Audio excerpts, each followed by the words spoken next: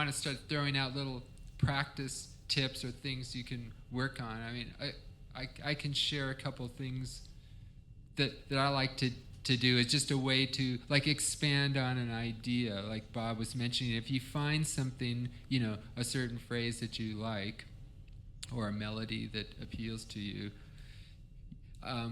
one thing to think about is you can do that phrase on every scale step, and conform the phrase to the scale. Like, for instance, one that I like it's a mathematical thing. Say if we take the key of C, I like the shape 1, 2, 5, 7.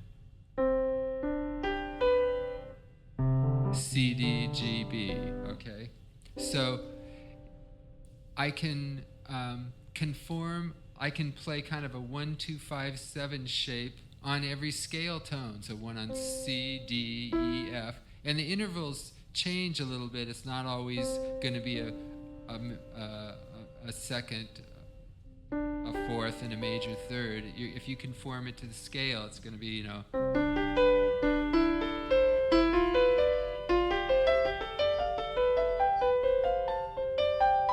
that kind of thing. So it's a way to take something, one part of the scale, and find it in other places, and then changing the order of the notes. Like it doesn't always have to be bottom to top, it can be any arrangement of those 4 notes. Like.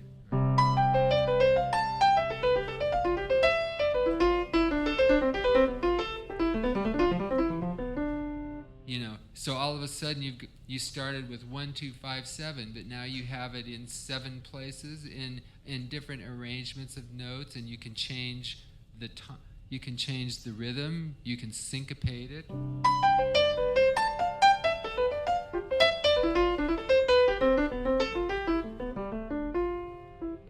So with one simple idea, boy, there's a lot of material. And then if you leave the scale, say that was just staying all within the scale, then you can do like what Bob was saying, transpose it, minor thirds, major seconds, find a pattern in a weird or a more unusual scale, like the half tone, whole tone scale. There's all, because it's so symmetrical. Here's, let's see, what would it be? So.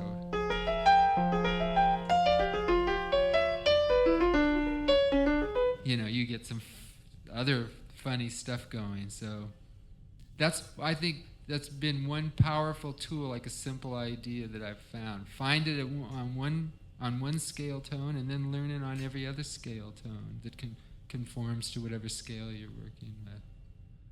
I'm just trying to think what might be going on in some people's heads. So they're thinking, well, man, this is just some, mathematical BS, and that's not really music, and it's too it's like, it is mathematical. Yeah, I don't think it's BS, but it's mathematical.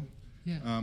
It's a place to start. Yeah. Okay. So what about in teaching various students, like a lot of times people come over and they've heard Yellow Jackets music, or they've heard the music, and then when we start talking, we start speaking about some like math and patterns and very sort of theoretical, worked out ideas, and they kind of are surprised in a way and think, well,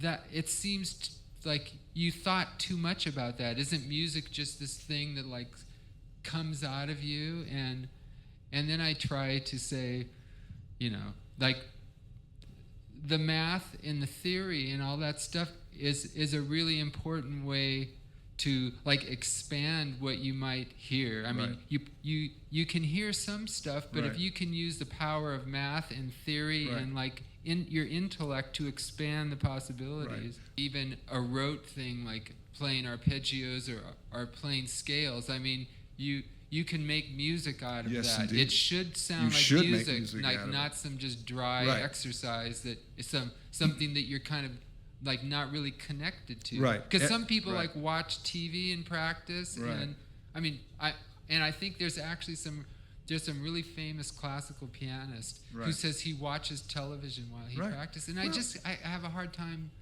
There- understanding how. Well, there is the busy work part of practicing technique, but then when it's time to make music, you really want to make gotta- every note mean something and make every note count. Yeah. So yeah, it would be hard to watch TV and do that in a certain way. Although I don't know. I mean, does anybody watch TV while they're practicing? Has anyone had good success? I know a lot of guitar players do, so fess up. Come. Or I'll go on the internet.